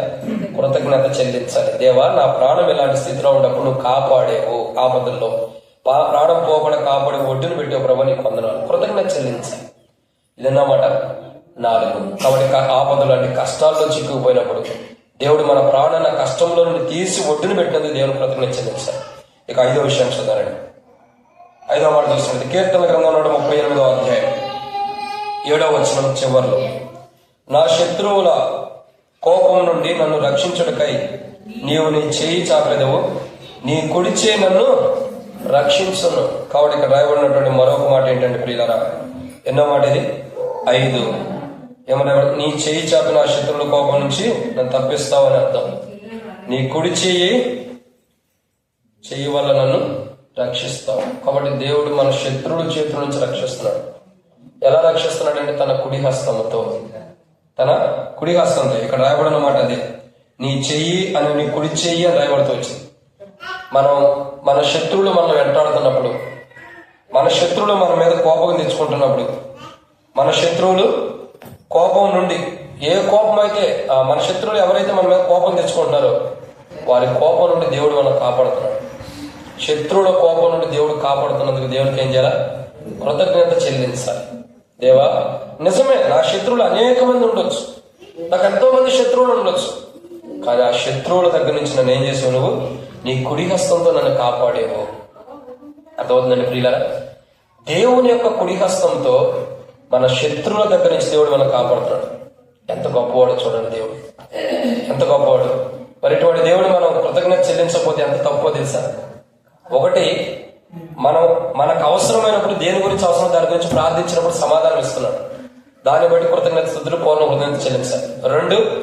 రెండోదిగా మనం మనోధైర్యం లేకుండా బలహీనతలో ఉన్నప్పుడు మనకు మనోధైర్యాన్ని ఇచ్చి మనం నిలబెట్టి మనల్ని బలపరుస్తున్నాడు, దాన్ని బట్టి మనం దేవుని కృతజ్ఞత చెల్లించాలి.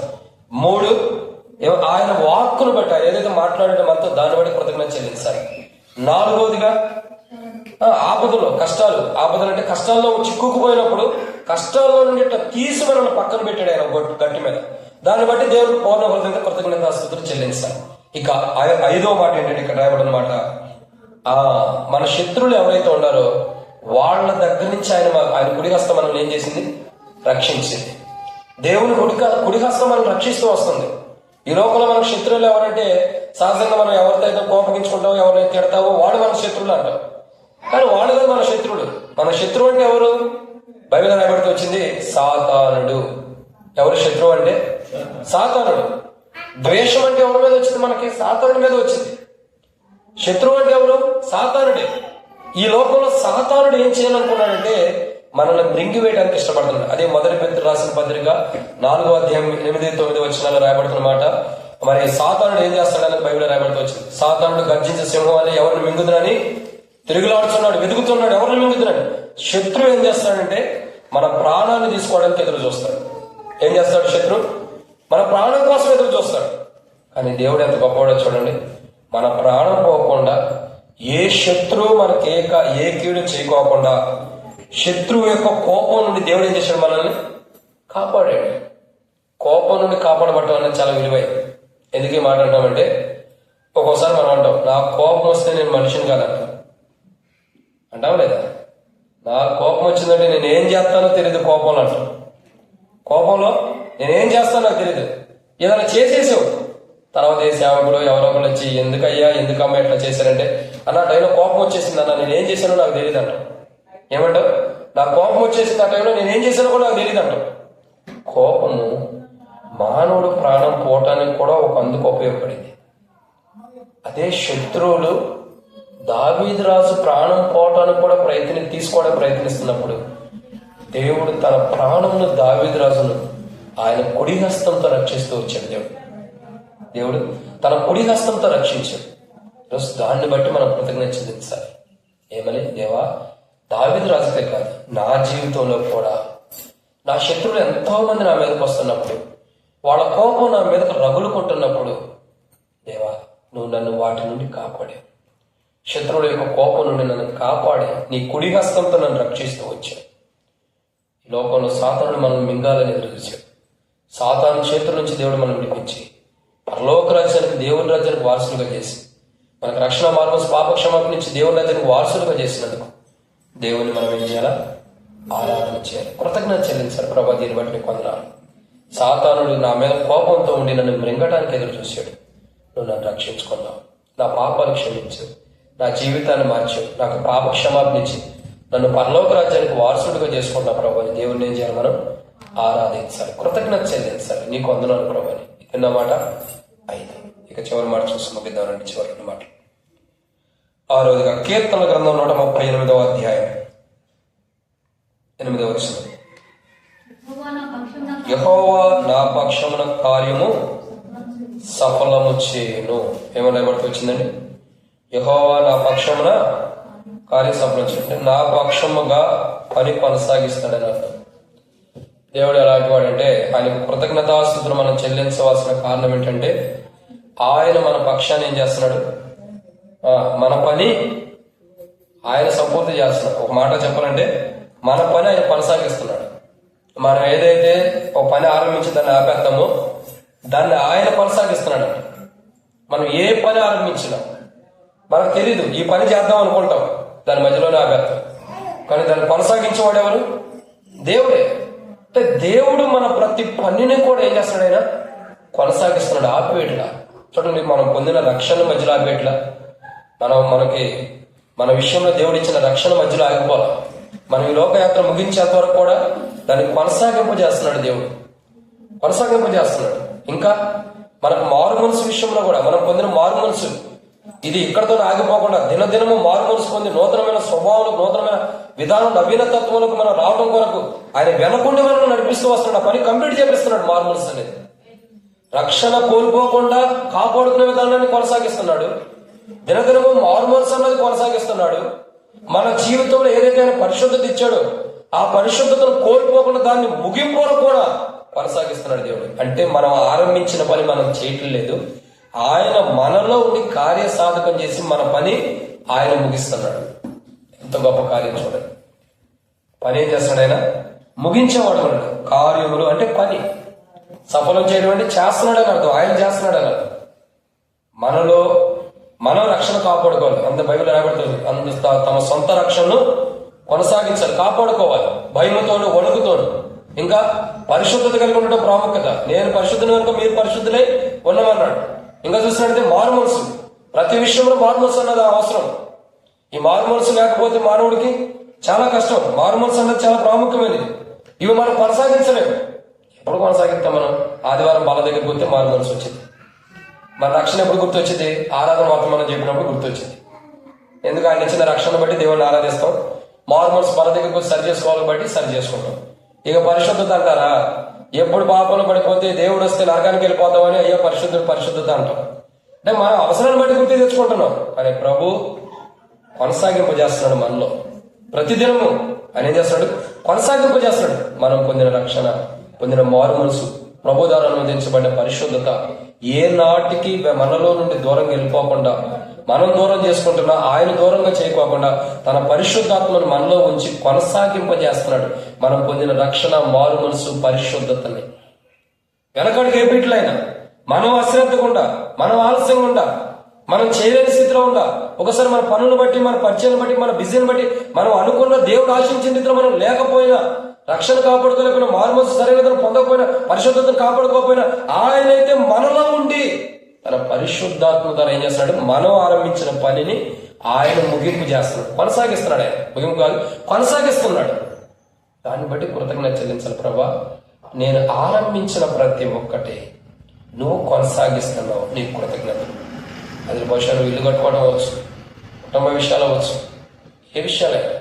ఇంకో మాట చెప్పాలంటే, వీళ్ళ పెళ్లి రోజు చెప్పాల్సింది కానీ కుదరలా. పెళ్లి టైంలో కూడా మనం మాట్లాడుకోవటం వరకే మన వంతు, చూడటం వరకు మన వంతు, మాట్లాడుకోవడం కూడా కాదు. సహోదరుడిని చూడటం వరకు మన వంతు. పలానా చోట అమ్మాయి ఉందంటే అంత, పలానా చోట అబ్బాయి ఉన్నాడంటే అంత, అంతవరకు మన వంతు. కానీ వాళ్ళిరువురు కలిసి అంతవరకు కూడా పని చేస్తుంది ఎవరంటే దేవుడు. వాళ్ళిరువురిని ఒక ధాటికి, ఒక కాటి మీదకి, ఒకే మనస్తత్వం మీదకి తీసుకొస్తుంది ఎవరు? దేవుడే. దేవుడే ఒకే మనస్తత్వం మీదకి తీసుకొస్తున్నాడు. ఆ పని ఆరంభం అయితే మనం చేసాం, కానీ ఆ పని వివాహం అయిపోయేంత ముగింపు వరకు ఎవరు తీసుకొచ్చారు? దేవుడే. అంటే కార్యం ఆరంభిస్తాం వరకు మనం చేస్తున్నాం, ఆ పని ముగింపు ఎవరు చేస్తున్నారు? పని కొనసాగింపు ఎవరు చేస్తున్నారు? దేవుడే. మన జీవితాల్లో ప్రతి విషయంలో దేవుడు మన పని, మనం చేయాలనుకున్న పనులు కొంత చేసి మనం ఆపేసిన ఆ పనులు సంపూర్ణంగా పని జరిగిస్తూ ముగింపు వరకు తీసుకెళ్తున్నాడు దేవుడు. వాటిని బట్టి దేవునికి ఏం చేయాలి? మనం కృతజ్ఞత చెల్లించాలి. ఎలా చెల్లించాలి?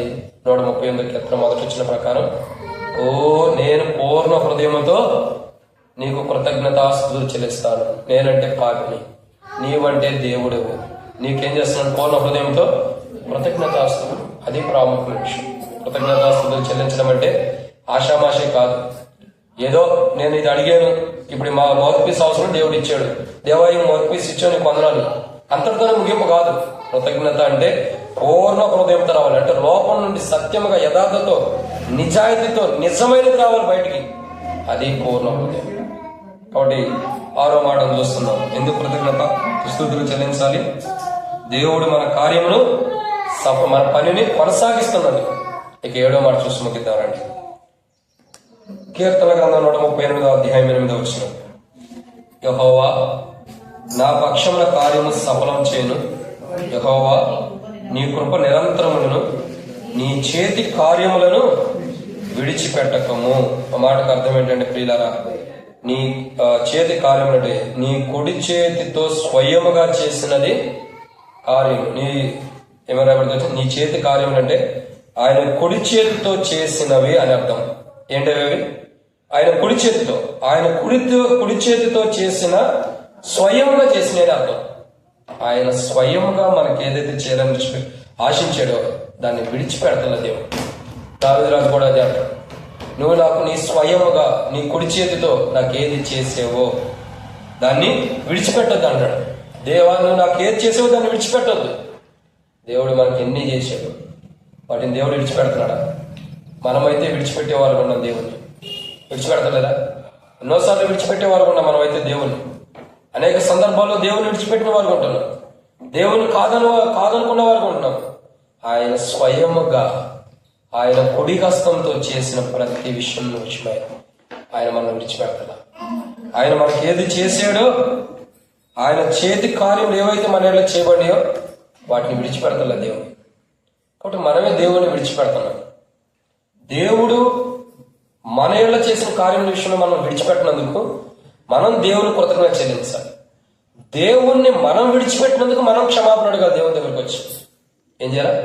క్షమాపణ అడగాలి. ప్రభా పలానా విషయంలో నేను విడిచిపెట్టా, పలానా విషయంలో నీకు దూరంగా ఉండా, పలానా విషయంలో నేను కాదని నేను దూరంగా వెళ్ళిపోతూ వచ్చా, నన్ను క్షమించు.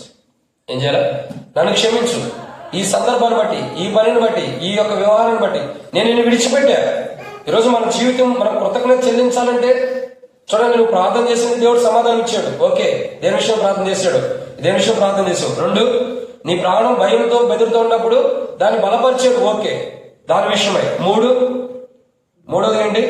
దేవుని వాక్కును బట్టి, దేవునితో మాట్లాడిందని బట్టి. 4, నువ్వు ఆపదల్లో చిక్కుకున్నప్పుడు, కష్టాలు చిక్కున్నప్పుడు. 5, నీకు అన్ని విషయాల్లో దేవుడు తన కుడి చేతులను రక్షించినది. 6, నువ్వు ఆరంభించిన పని దేవుడు కొనసాగిస్తున్నది. 7, ఆయన కుడి చేతిని బట్టి, ఆయన కుడి చేతి ద్వారా, కుడి చేతి కార్యం ఏం చేస్తున్నా, నిన్ను విడిచిపెడుతున్నా, పట్టుకున్నాడు. అయితే వీటన్నిటి బట్టి మనం కృతజ్ఞత చెల్లిస్తాం. దేవుడు మనం చేసిన మొదటి ప్రాంతంలోని కుటుంబ నిమిత్తమే అన్నీ ఉన్నాయి. ఈ యొక్క రవీంద్ర బ్రదరు, మరి సహోదరి, మరి వాళ్ళిద్దరు జతపరచబడింది, ప్రార్థన ద్వారా జతపరచబడి కూడా ఉంది, ప్రార్థన చేసే వారి కొరకు.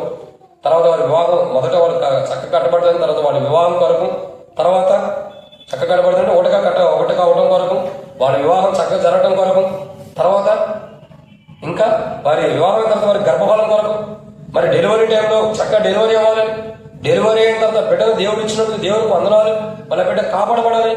మరి ఇవన్నీ మొదటి పాయింట్లోనే ఉండి ఇవన్నీ కూడా వాళ్ళ గురించి ఇవన్నీ దేవుడు చేస్తూ వచ్చాడు. వీటన్నిటిని బట్టి ఓకే కృతజ్ఞతాస్తుతులు చెల్లించాలి కాదని నేను అంటున్నా. ఇవన్నిటిని బట్టి నువ్వు కృతజ్ఞత చెల్లించాలంటే దేవుడిని విడిచిపెట్టిన మనము దేవుని దగ్గరకు వచ్చినప్పుడే కృతజ్ఞత చెల్లించాలి. ఏం చేయాలండి? నువ్వు దేవుని కృతజ్ఞత చెల్లించాలి. దేవన ప్రార్థనలో నీకు కృతజ్ఞతలు, నన్ను విడిచిపెట్టిన నా ప్రాణం బలహీనంగా ఉన్నప్పుడు బలపరచని కృతజ్ఞతలు, నేను ఆపదలో ఉన్నప్పుడు నన్ను ఒడ్డుకు తీసిపోయి పక్కన పెట్టని కృతజ్ఞతలు, చిక్కుపోయినప్పుడు బయట తీసుకొచ్చి ఓకే వీటన్నిటిని కృతజ్ఞత చెల్లించాలి. వీటన్నిటిని కృతజ్ఞత చెల్లించాలంటే నీకు ఒక స్థానం అవసరం, నీకు ఒక స్థాయి అవసరం, నీకు అర్హత అవసరం. ఏంటి అర్హత అంటే తిరిగి రావటం. ఎక్కడ దేవుని విడిచిపెట్టావో అది తెలుసుకోవాలి. అదే నీ అర్హత, అదే నీకు ఇచ్చేటటువంటి ప్రాముఖ్యత. ఎక్కడ దేవుని విడిచిపెట్టావు? ఈరోజు దేవుని మందిరంకి వచ్చాం, దేవుని సన్నిధికి వచ్చాం, దేవుని సన్నిధిలో కూర్చున్నాం, కృతజ్ఞత కూడికలో కలిగి ఉన్నాం. ఈరోజు మనం దేవుని నిజంగా కలిగి ఉన్నామో విడిచిపెట్టామా? మన మాట ద్వారా, మన ఆలోచన ద్వారా, మనం జీవించే జీవితాన్ని బట్టి దేవుణ్ణి విడిచిపెట్టామా? పిల్లల ప్రతిదీ అవసరం. నోటి మాటలు లెక్కించబడుతున్నాయి, ప్రవర్తన ఫలం ఉంది, బైబిల్ నిలబెట్టి వచ్చింది. క్రియల ప్రాముఖ్యత ఉంది. దేవుని మందిరం వెళ్ళినప్పుడు ప్రవర్తన జాగ్రత్తగా చూసుకోమని అంటే మన ప్రవర్తన బట్టి మనకు బహుమానం ఉంది. నీ నోటి మాటలు రాయబడుతూ వచ్చింది, నోటి మాటలు బట్టి బహుమానం ఉంది. ఇంకేముంది? వాని క్రియలు చొప్పున ప్రకటన 12 రాయబడుతూ వచ్చింది, క్రియలు బట్టి బహుమానం ఉంది. అంటే మనం ఏ విషయంలో దేవుని విడిచిపెట్టామో అది దేవుని దగ్గరకు తిరిగి వచ్చినప్పుడే మనం చెల్లించే కృతజ్ఞత దేవుడు అంగీకరిస్తాడు. అది కూడా తిరిగి వచ్చి ఎలా చెల్లించాలి? ఏదో సేవకు తిరిగి రమ్మన్న ప్రభావ తిరిగి వచ్చాను, నా తప్పులు క్షమించండి అన్నట్టు కాదు. కీర్తన 138 మొదటి వచ్చిన రాయబడుతూ వచ్చింది, నేను పూర్ణ హృదయంతో నీకు కృతజ్ఞతాస్తుతులు చెల్లించేదను. ఈ రోజు మనం కృతజ్ఞత దేవుడు చెల్లిస్తున్నామంటే అది దేవుడు చక్కగా జతపరచడానికి కానీ, గర్భఫలం ఇచ్చినందుకు కానీ, మంచి బహుమానం, మంచి బాబు ఇచ్చాడన్న దాని కానీ, దేవుడు ఎంతవరకు ఆయుష్ ఇచ్చాడన్న కానీ, సంవత్సరం దాకా కాపాడేదని ఇవే కాదు. మనం దేవుని దృష్టిలో దేవుని కృతజ్ఞత చెల్లించాలంటే పూర్ణ హృదయంతో ఉండాలి. అలా పూర్ణ హృదయంతో ఎవరు చెల్లిస్తారంటే దేవుని విడిచిపెట్టి వెళ్ళిపోయిన వారు తిరిగి దేవుని దగ్గరకు వచ్చిన వారు చెల్లించగలుగుతారు. ఎవరైతే దేవుని విడిచిపెట్టి వెళ్ళారో వాళ్ళు తిరిగి దేవుని దగ్గరకు వస్తేనే కృతజ్ఞత చెల్లించగలుగుతారు. ఇది ప్రాముఖ్యత. ఎదుగో బాబు బయట ఉండవంట, మనం ప్రార్థన చేస్తున్నారమ్మా, వాళ్ళు వెళ్ళిపోతారు. కాబట్టి ఇక్కడ త్వరగా కాబట్టి దేవుని యొక్క వాక్యాన్ని చూసినట్లయితే ప్రియులారా ఏం చేయాలా? మనం పూర్ణ హృదయంతో దేవుని కృతజ్ఞత స్తుతులు చెల్లించాలంటే మొదట మనం దేవుని విడిచిపెట్టిన సంగతి తెలుసుకోవాలి. దేవుని ఎక్కడ విడిచిపెట్టావు? దేవుని కాదని లోపల ఎక్కడ జీవిస్తున్నావు? ఎక్కడ పాపంలో జీవిస్తూ వస్తున్నావు? ఎక్కడ లోపంలో జీవిస్తూ వస్తున్నావు? ఎక్కడ దేవుని విరోధంలో జీవిస్తూ వచ్చాము? నిజంగా ఒకసారి గమనించు. మాట ద్వారా దేవుని విడిచిపెట్టావా? ప్రవర్తన ద్వారా దేవుని విడిచిపెట్టావా? క్రియల ద్వారా దేవుని విడిచిపెట్టావా? ఈ ఆలోచన బట్టి దేవుని విడిచిపెట్టావా? నువ్వు జీవించే జీవితాన్ని బట్టి దేవుని విడిచిపెట్టావా? ఏ కోణంలో దేవుని విడిచిపెట్టావో దాని విషయమై ఈ రోజు ఎక్కడికి వచ్చి ఏం చేయాలి? మనం క్షమాపణ అడగాలి. ఆ క్షమాపణ అడిగిన తర్వాత దేవుని దగ్గరకు వచ్చి ఈ 7 ఆశీర్వాదం నువ్వు నాకు ఇస్తున్న ప్రభాని కృతజ్ఞతాస్తుతులు చెల్లిస్తే అప్పుడు దేవుడు వింటాడు. అవన్నీ కాకుండా మనలో బలహీనతలు పెట్టుకుని, మనలో అనారోగ్యం పెట్టుకుని, అనారోగ్యం మనలో తప్పులు పొరపాట్లు పెట్టుకుని దేవానికి కృతజ్ఞతలు అంటే దేవుడు వినడం. నువ్వు పూర్ణ హృదయంతో దేవుని కృతజ్ఞతాస్తుతులు చెల్లించాలంటే నువ్వు తప్పిపోయి నువ్వు తిరిగి రావాలి. దేవుడు నిన్ను విడిచిపెడతా, నువ్వు దేవుని విడిచిపెట్టేమో సరి చేసుకుని దేవుని దగ్గరికి రావాలి. అప్పుడే దేవుడు నువ్వు చెల్లించే కృతజ్ఞత వినగలుగుతాడు. చేసే ప్రార్థన అయినా కృతజ్ఞతలైన దేవుడు వినాలంటే ఎక్కడ దేవుని దగ్గర నుంచి దూరం వెళ్ళిపోయామో తిరిగి దేవుని దగ్గరికి రావాలి. అప్పుడు తప్పిపోయిన వాడు ఒక మాట చెప్పి నేను ముగిస్తున్నా. బైబిల్లో ఒక వ్యక్తి ఉన్నాడు. ఒక తండ్రికి 2 కుమారుడు. ఒక కుమారుడు, పెద్ద కుమారుడు తండ్రి దగ్గర ఉన్నాడు. చిన్న కుమారుడు స్నేహితుల మాట విని దారి తప్పి వెళ్ళిపోయాడు. ఆస్తి ఐశ్వర్యం తండ్రితో గొడవ, నా భాగం నాకు ఇమ్మని తీసుకుని వెళ్ళిపోయాడు. వెళ్ళిపోయినటువంటి కుమారుడు ఏదో స్నేహితుల మాటలు విని రకరకాల విధానాల్లో ఆస్తి మొత్తం పోగొట్టుకున్నాడు. చివరికి పొట్టు తింటున్నాడు. పొట్టు తినే టైంలో గుర్తొచ్చింది, పందులు పొట్టు తినే టైంలో. ఆస్తి ఐశ్వర్యం అంతా పోయింది. స్నేహితుల మాట విన్నాడు. జోదానికి, త్రాగుడికి, బానిసలకి, దానికి దీనికి అన్నిటి ఏది లేని వ్యసనం లేదు, అన్నిటికీ వాడేశాడు.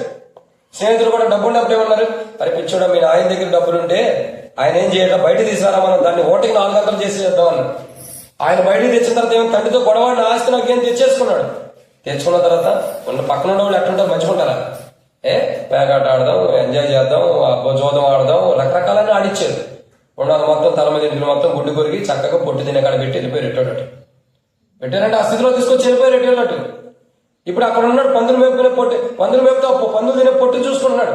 అది తినబోయేటప్పుడు గుర్తొచ్చింది, అయ్యో నా తండ్రి ఎంత మంచోడు, నా తండ్రిని విడిచిపెట్టి నేను ఎక్కడికి వచ్చాను, నేను నా తండ్రిని విడవబట్టే కదా నాకు ఇన్ని కష్టాలు, నేను నా తండ్రి దగ్గరికి వెళ్తా, కనీసం నా తండ్రి నన్ను కొడుకుగా అంగీకరించకపోయినా నా తండ్రి ఇంటికాడ పనివారు ఉన్నారు, సరే పనివాడిలో ఒకటిగా నేను పని చేసుకుని బతకవచ్చు అని తండ్రి ఇంటికి తిరిగి వచ్చాడు. తండ్రి ఏం చేశాడు తెలుసా, అదిగా అంత దూరంలో ఉండగానే దగ్గర తీసుకుని హద్దుకోవడానికి ఇష్టపడ్డాడు. తిరిగి తనకు ఉంగరం, తిరిగి తనకు చెప్పులు, వస్త్రములు, తన కొరకు సింహాసనం, బిందు సమకూర్చాడు. తండ్రి ఏం చేశాడు, దగ్గర తీసుకుని కౌగులించుకోవడానికి ఇష్టపడ్డాడు. ఈరోజు దేవుడికి నీవైనా నిన్న కృతజ్ఞత చెల్లించాలంటే, పూర్ణ హృదయంతో కృతజ్ఞత చెల్లించాలంటే, మొదట మనం దేవుని నుండి దూరం గెలిపిన మనం దేవుని దగ్గరికి రావాలి. అప్పుడు మనం దేవుని దగ్గరకు వచ్చి, దేవుని దగ్గర రావాలంటే సరి చేసుకోవాలి. సరి చేసుకుని దేవుని దగ్గరకు వచ్చి కృతజ్ఞత చెల్లిస్తే ఆ కృతజ్ఞతను దేవుడు వింటాడు. అది కూడా ఎలా కృతజ్ఞత చెల్లించాలా? పూర్ణ హృదయంతో. దేని కొరకు చెల్లించాలి? దేవుని ప్రార్థన, ఏ విషయం కొరకు ప్రార్థన చేసినా విన్నందుకు. దేవుని ప్రాణంలో ఉన్న భయం, నీలో ఉన్న భయాన్ని తీసివేసి నీకు లోపల కూడా అంతరంగంలో కూడా ధైర్యాన్ని ఇచ్చినది, బలాన్ని ఇచ్చినది, ఆపదల్లో నుండి దేవుడు కాపాడినది, నువ్వు చిక్కబడినప్పుడు ఆ కష్టాల నుండి తీసి బయట పెట్టినది.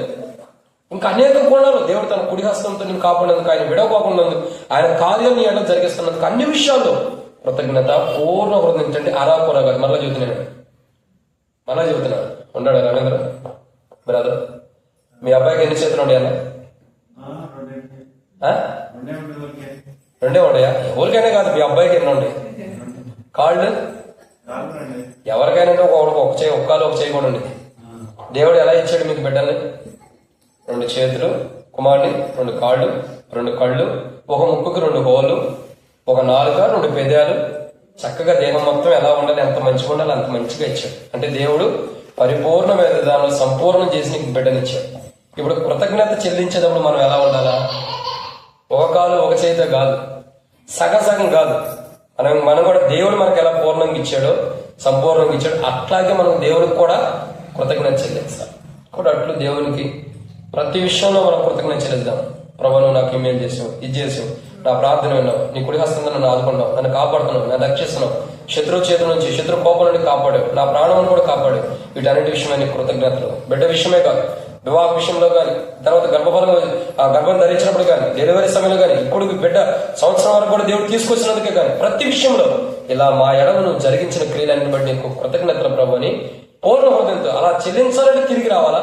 తిరిగి వచ్చి పూర్ణ హృదయంతో ప్రభు చేసిన మేలును బట్టి ప్రభు కృతజ్ఞతాస్తుతులు మనం చెల్లించినట్లు ప్రభు మనకు సహాయం చేయను గాక. ఆమేన్.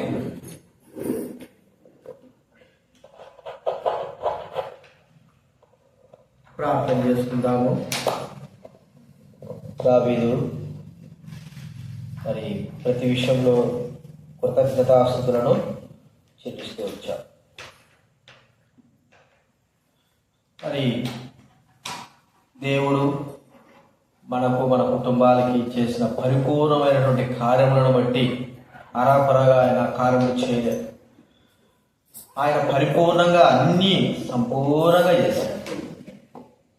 కాబట్టి దేవుణ్ణి మనము మహింపరచాలని, కృతజ్ఞతాస్తుతులు చెల్లించాలి. ఆయన కార్యాలను బట్టి, ఆయన చేతి కార్యాలను బట్టి, భయములో ఉన్నటువంటి మనకు ధైర్యాన్ని, ఆదరణ ఇచ్చిన దాన్ని బట్టి, అపవాది నుంచి మనల్ని కాపాడిన దాన్ని బట్టి, తన చేతి కార్యాలను స్వయంగా తానే తన చేతి కార్యాలు మన కొరకై చేసిన దాన్ని బట్టి మనము కృతజ్ఞతాస్తుతులను చెల్లించాలి.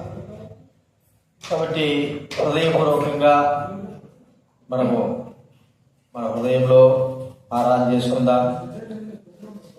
ఎప్పుడు మనము చేయగలం ఆయన కృతజ్ఞతలు చెల్లించంటే తప్పిపోయి మళ్ళా తిరిగి మనం ప్రభు సన్నిధికి వచ్చినప్పుడు వాటన్నిటిని గుర్తు చేసుకొని మనం ప్రభువును స్తుతించి ఆరాధించాలి. ప్రార్థన చేసుకుందాము.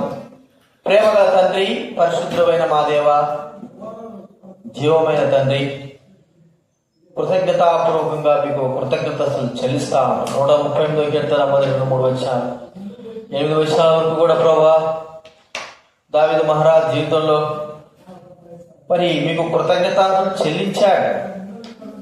తన ప్రాణాన్ని కాపాడిన దాన్ని బట్టి ప్రభువా, తను మరి భద్రపరిచిన దాన్ని బట్టి, మీరే తన కార్యాలను సఫలం చేసిన దాన్ని బట్టి, ఇంకా ఎన్నో విధాలుగా అపవాది నుంచి తనను రక్షించినందుకు, శత్రువుల నుంచి రక్షించినందుకు ప్రభువా తాను మీకు కృతజ్ఞతలు చెల్లిస్తూ వచ్చాడు.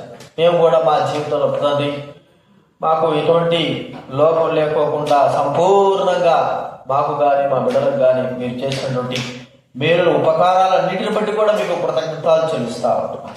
ఇంకా ఎవరైతే మీ మేలు గుర్తించలేక, మీ కారును గుర్తించలేక ఉన్నారో, ఇక్కడ ఇంకా ఎంతమంది అయితే మిమ్మల్ని అంగీకరించుకున్నారు, ప్రభువైన యేసుక్రీస్తును వచ్చి మాకు సమస్తమును జరిగించినామనే సత్యం ఇంకా ఎవరైతే గుర్తించలేక గ్రహింపలేకున్నారు, మా పాప క్షమాపణ బట్టి సంపూర్ణంగా సమాప్తం చేయబడినటువంటి పాప క్షమాపణ బట్టి చేసినటువంటి కార్యాలను బట్టి గుర్తించలేని వారితో మీరు మాట్లాడినాయన కనికరించండి, రక్షించండి.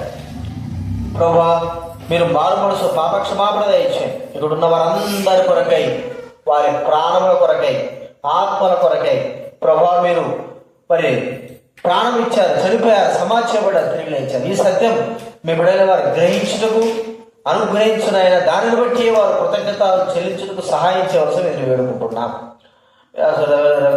రవిని బట్టి స్తోత్రాలు, భగలెక్కం బట్టి వందనాలు, కుమారుడు ప్రభా బట్టి స్తోత్రాలు చెల్లిస్తూ ఉంటున్నాం. గత 11 నెలలు మీరు కాపాడారు. ఇది నాన్న ప్రభా 11 ప్రవేశపెట్టారు. నిజంగా ప్రభా సంవత్సర దేవకిరీటంగా ధరింపజేసిన రీతిగా బిడ్డను అన్ని విధాలుగా కాపాడుతూ వచ్చారు. వారిని జ్ఞాపకం చేసుకుని రక్షించండి, కనికరించండి. ప్రభువా బిడ్డనిచ్చిన దేవుడు, కాపుదలిచ్చే దేవుడు, భద్రపరిచే దేవుడు, సహాయం చేసే దేవుడు. ఎప్పటికైనా కుటుంబంగా ఇద్దరు కలిసి మిమ్మల్ని ప్రేమించి మీరు వారి కొరకై చేసిన కార్యాలన్నింటినీ గుర్తించుకొని ప్రభువా మీకు కృతజ్ఞతలు చెల్లించి ప్రతి ఆదివారం మీ సన్నిధిలో కాపాడడానికి నేర్పించున్నాయన కనికరించండి. మరచిపోకోకుండా ప్రభు మీరు చేసిన కార్యాలను మరచిపోకోకుండా తన భయభక్తులు కలిగిన వారుగా మిమ్మల్ని వెంబడించే బిడ్డలుగా చేయవలసి మనం చేస్తుంటున్నాం. తల్లిదండ్రులను బట్టి స్తోత్రాలు చెల్లిస్తూ ఉంటున్నాం. బంధువులను బట్టి స్తోత్రాలు. తండ్రి మంచి వాతావరణం కూడా ఇచ్చారు, మీ దాసును బలపరిచి వాడుకున్నారు.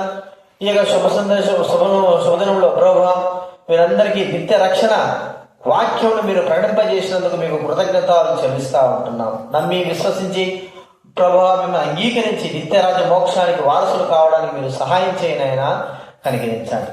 ప్రభావ మీ చిత్తానికి మమ్మల్ని మేము అప్పచెప్పుకుంటూ గంగారావును కూడా బలపరుచునైనా సహాయం చేయండి, తోడ్పడండి. ప్రభావ వచ్చిన వారందరూ బట్టి స్తోత్రాలు. అన్ని విషయాలు సహాయపడ్డారు. తండ్రి దుర్గైన కూడా ఆరోగ్యం నింపండి, పరిపూర్ణ స్వస్థత నింపండి, జ్ఞాపకం చేసుకురండి. మా ప్రార్థన దేవా మీకు స్తోత్రములు చెల్లిస్తూ ఎవరైతే ఇంకా రాలేకపోయినారో వారిని జ్ఞాపకం చేసుకుని రక్షించండి. ముందున్నటువంటి కార్యక్రమం అన్నింటిలో కూడా మీరు తోడైందండి. బంధు జనాంగం నుండి ప్రభా వారు హృదయపూర్వకంగా సంతోషించగలిగి మీలో ఆనందించగలిగే బిడ్డలుగా వారిని చేయవలసి మనం చేస్తుంటున్నాం. సహాయం క్షేమంగా తీసుకొచ్చారు, మీకు కృతజ్ఞతలు చెల్లిస్తూ మహిమ ఘనత స్థుతి ప్రభావాలు మిదాసులు మహిదాసులు ప్రభావ మీరు తీసుకొచ్చేందుకు వందనాలు చెల్లిస్తా ఉన్నాం. బలపరిచి వాడుకున్నారు, మీకు స్తోత్రాలు. ప్రభా మీకు వందనాలు చెల్లిస్తూ ఉన్న వారందరి బట్టి వందనాలు చెల్లిస్తూ యేసు ప్రభు నామమున ప్రార్థించి వేడుచున్నాము తండ్రి, ఆమేన్. తండ్రి అయిన దేవుని ప్రేమయు, యేసుక్రీస్తు వారి కృపయు, పరిశుద్ధాత్మ సహవాసం ప్రార్థన చేరవచ్చిన మనకు మరి రవీణ భాగ్యరేఖ కుమారుడికి, వారి బంధువులకి, అందరికి కూడా దైవబిడ్డలకు అందరికి కూడా ఇప్పుడు ఎల్లప్పుడు సదాకాలం తోడయుండు గాక. అందరికీ ప్రేమ మీద కూడా ఉంది, గుర్తించుకోనండి. అందరికీ ప్రేమ. శుక్రవారం ఉదయం 10:30 గంటలకి అక్కడ ఊళ్ళోనే మరి